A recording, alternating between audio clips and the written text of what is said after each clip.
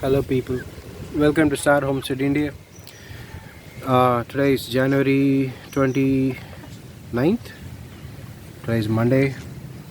So I have been foraging some firewood. These are some branches of a tree that I have taken down in my in my backyard. Apparently these were V type of trees. They actually suck a lot of water, a lot of nutrients, and it's not good if you're raising any fruit plants and fruit trees next to them. So I had to take it down, and I did like 3 months ago. And right now they are completely dried. It was all winter, the month of December, January, November, and all. Now it's sunny. I'll show you the sun. Yeah, so it's sunny. And these were like loitering there. It was very hard to walk, and also I collected a few of those branches, and I'll show you what actually I do. Now this is a suitcase that was infested with termites, and we had to throw it out. So I thought, instead of discarding it completely, I want to use it for my firewood. This is not like completely waterproof, but it can actually protect your firewood from moisture, especially in the morning, like dewdrops and some light precipitation. So I'm going to use this heavy sickle type of knife to cut the wood. Have this block of wood here. As you can see, it's already the wear and tear on this, so that I've been using it. So we're gonna chop those into a few little branches that we can put in a stove. I know some people would like to put the whole branch inside, but my stove has a fixed diameter, and it's made up of iron and steel. It also has a fan inside at the bottom, which accelerates the flame. Hence, you don't have to spend a lot of time on cooking your food. It's like cooking on a gas stove, but it's outside. So, and also it's free because you're going to use firewood. Now, usually my stove takes up to yay height. That's the depth. But if you put it in a crossways, then it slowly burns down, turns into a coal. Then you can break it into half. So I have taken down a tree as well. But as you can see, it's eaten. Its termites have eaten a lot of it. So what I got is the leftover, the bark, and some chunks in it. And so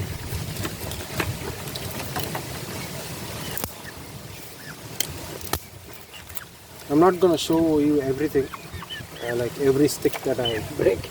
So I'm gonna do this, and I'll show you the end result of this project today, which is foraging and storing firewood for the days to come. I'm not a big fan of gas stoves. The reason I tell you is I'm not one of those guys who protest gas stoves and all. Gas stoves are good, and it's fast. Cooking is easy. Although we get propane tanks here, not propane actually, liquid petroleum gas in tanks, in a red tank, so which is really close to the stove. So I'm not going to say it is safe, but that's what we have, that's what we got, so we have to use it. So that's my biggest fear, because I have seen many people in accidents in accidents because of this LPG tanks, mostly because of why people actually, I think, they don't pay attention. They don't switch off the valves properly, they don't switch off the stove, um, probably being distracted on Instagram or something, but they don't do that, and they pay heavy price, and it just scares me. So I'm not big fan of gas stoves, and also it's expensive. It used to be affordable before, now it's just really expensive, and there are so many rules that you cannot own more than 2 gas cylinders at a certain period of time. If you have a lot of people and you'll be cooking every day, you'll be spending a lot of time in the kitchen and using gas. So if you want more, you cannot order it up because you are limited to 2 if you have a big family, and if you are of a nuclear family or a single person. I'm not sure whether you get gas cylinder for single person. I don't think you'll get gas cylinders for single person. But if you're married, but if you have like just 2 of you, just the husband and wife, or just 2 people, then you might get a single cylinder. That's my understanding. So single cylinder, imagine your relative shows up or your homie shows up and you want to cook something, and you ran out of gas. So what do you do? I mean, it's not city. It's not a city that I live in, so you can't order food in the middle of the night, or 8 p.m., which is technically middle of the night for me. So what do you do? Yeah? So you always have a backup plan, and that's the wood stove. But wood stove won't work unless you have wood.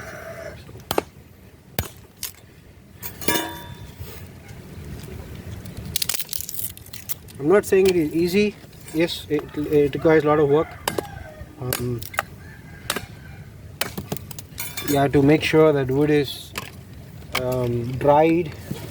It's always in the sun or somewhere where it doesn't collect water, or because you end up having wet wood. What's the use of it, right? And you're not gonna pour gas in it, or kerosene or something, and burn it, because that's just waste of your money. I mean, wood is there for wood stuff, and if you use fuels for it, then what's the use?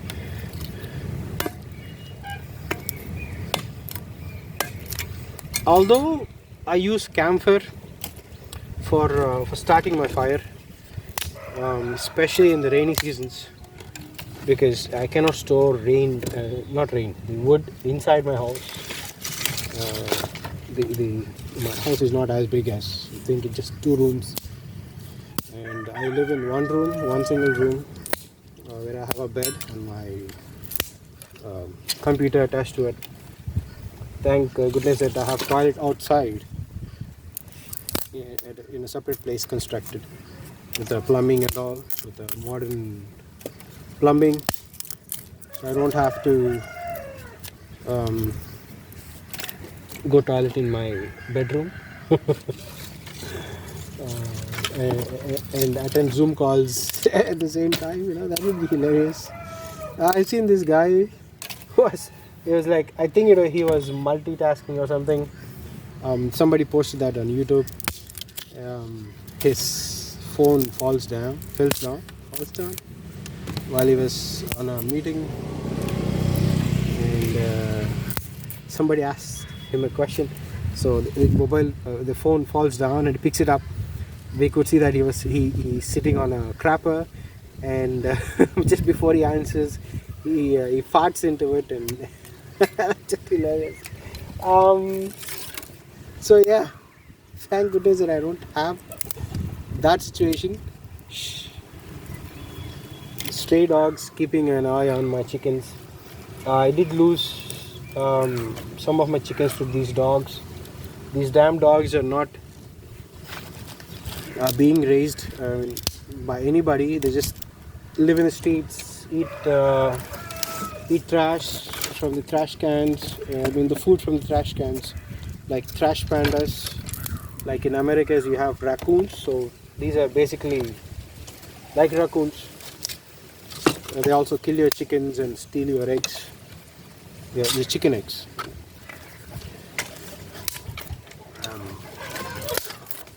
That's an issue here. We can't complain. It's not like old times where you can complain and people used to come and catch these dogs and take them. They don't euthanize and all, but they'll just sterilize them and leave it back. Not in the same place, probably in the next village or something. Some actually find their way back. Some live in the woods. They become feral. So it's just a pain. It's really a pain because you have to be conscious always. If you hear squawking, chickens squawking a lot, making lots of noise, and then you might think it's always an egg. It's not always an egg.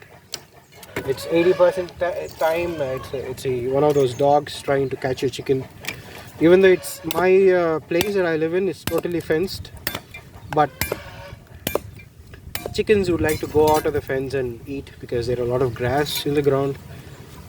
It will be there for another month, I guess. Come Feb or March, the sun dries out everything. So until then, my chickens eat the grass outside.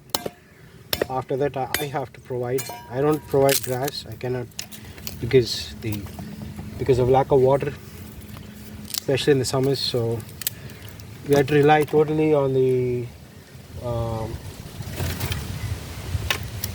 store-bought food, that is store-bought feed. Maybe you can see my face instead of seeing the branches all the time. Yeah? Okay, there you go.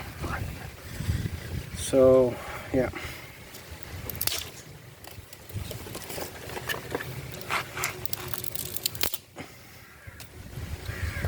So yeah, summer is the time where we have to spend a lot of money on food, both for us and for chickens, because you cannot grow anything. Right now you can see my garden. It's very small, very tiny garden compared to last year that I had. Last year I had like 40 plus plants which were giving me eggplants and chilies, green chilies, and I also have grown marigolds, then okras, then amaranth, whatever you want to call that as. So we have a communal water pump which broke down because of people's greed. The reason I say that is because I'm the only guy who has a garden where I produce food. The rest of them have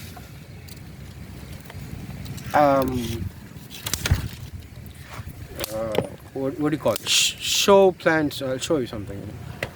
You can see this, like snake plants in the end there. So most of them have plants to show.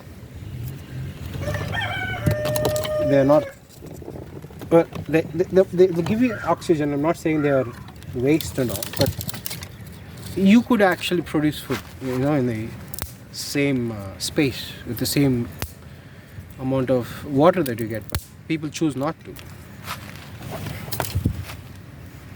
They'll say, squirrels come out and they eat the food. Yeah, let them eat, right? Let them eat. They're not going to eat all the food that you produce. Maybe they'll take a tomato here and there. Just give it to them, Probably they'll warn you against the hawks when next time when the hawks wants to raid your chicken coop and all. They actually, give out the calls. They do that. So which is a good thing, sacrificing a tomato for a garden. It's okay. But people don't do that. So what they did was, every time I go out to connect the water pipe, the hose to my home, they compete and they let the motor on for long periods of time, like hours and hours. They don't have anything So they started washing their cars, sometimes their house, their front yard, their porch, the cement porch. Can you imagine that? So they are the reason why the communal water pump broke down. And when the summer came, nobody suffered as much as I did, because I lost my garden. I lost so many plants. Can you imagine 40 types of vegetables that we had, and you could eat fresh vegetables every day, but you have to let them go because people competed for water, and they didn't have any garden also. They said, oh, that guy gets the water, I'm also gonna get some water, equal. But they were not using it for a proper purpose. They didn't need the water. They just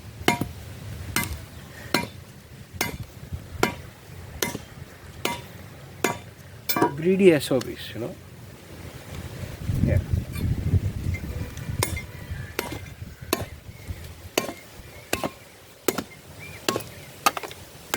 Well, some got what they deserved.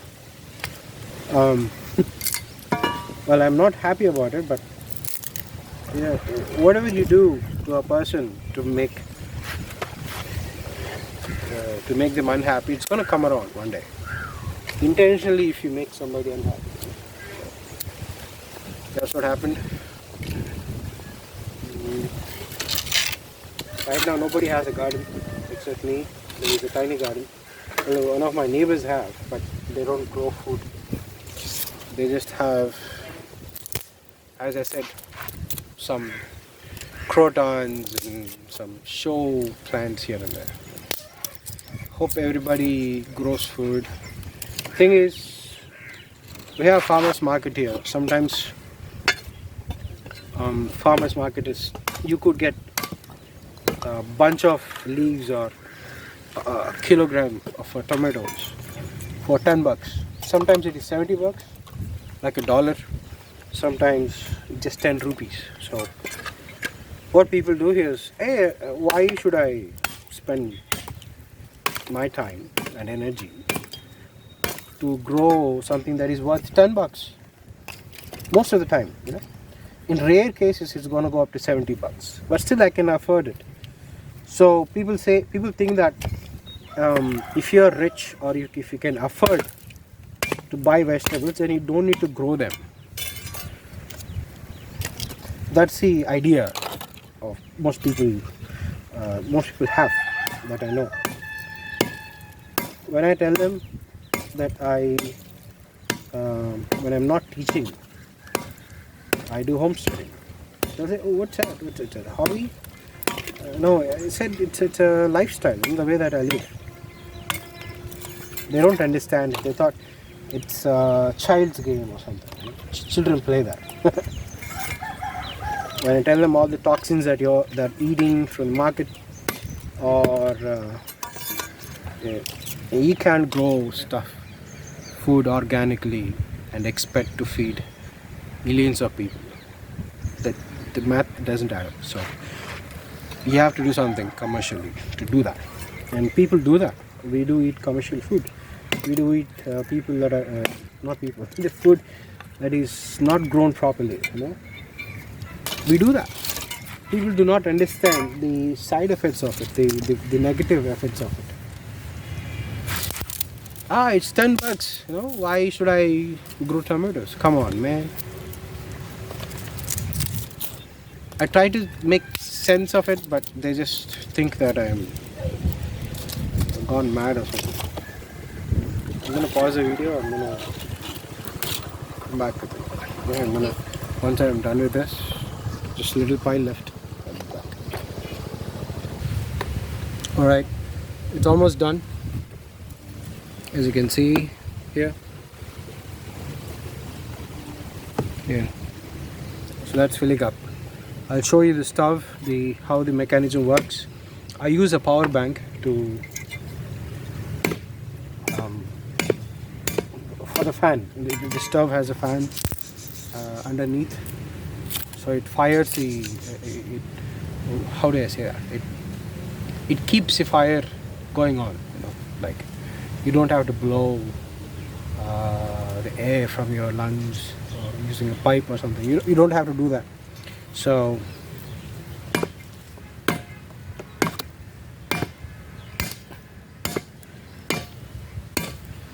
and because of that, you're not going to suffer with a lot of smoke, especially when you're cooking indoors with that stuff. So you don't have to worry about smoke. There'll be a smoke for some time. Once the fire is on, then all you have to do is finish the cooking before your wood runs out. Then all that is left is ash, so you don't have to worry about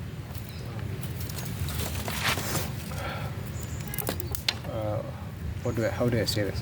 You can just carry the stove outside, remove the ash, pour the ash powder or whatever is left inside in a can of water. That's what I do. The reason I do that is I collect ash and I use it for my garden, especially when there is a rain or a lot of precipitation. Some of the vegetables, especially okras and beans that I have in my garden, they get this tiny little pests on it. Ash helps them to get rid of the pests. They don't die, they just fall off. Some do conquer a tree or a plant here and there, but most of them actually give up when you put ash in. And also, since it is it's a potash, it's a nutrient for the tree as well. So I don't waste my ash at all. Everything that I'm using today from this little piece of wood stick, this is not completely dried yet, so I'm gonna let it dry in the sun. So as this. This is good. So yeah, once I use all the fuel that is there inside the stick to cook my food, I use the ash to feed my plants in the garden. And also I keep some of the ash, dry ash like powder and all, for my chickens to take a bath, mud bath. But if you mix ash in it, it's most likely to help them to get rid of lice, if there is any lice in them. The chicken do have lice. One of my rooster has lice.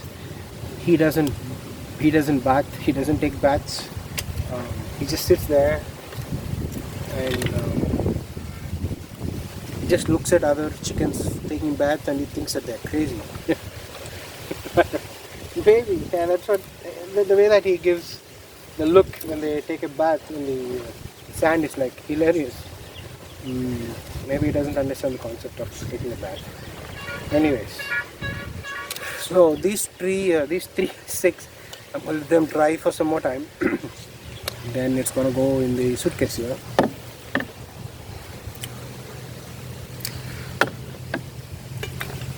So I'm the only person who uses firewood every day for my food. And when I say my food, I'm not talking about the rice and I'm gonna throw this randomly where the sun is, towards the south side, so they get dried quickly. So 3 different places. I'm the only guy who uses firewood to cook, not the rice. One moment. Okay, so just a keto diet that I'm following right now along with my workouts, so that's the only thing that I cook. It's mostly protein. Yeah, it varies. It's not the same every day, but it does vary. Alright, thank you for watching this, and if you had fun listening to me talk, then do drop a thumbs up and share with your friends. If you subscribe, that'd be great. Thank you all. Take care. Bye bye.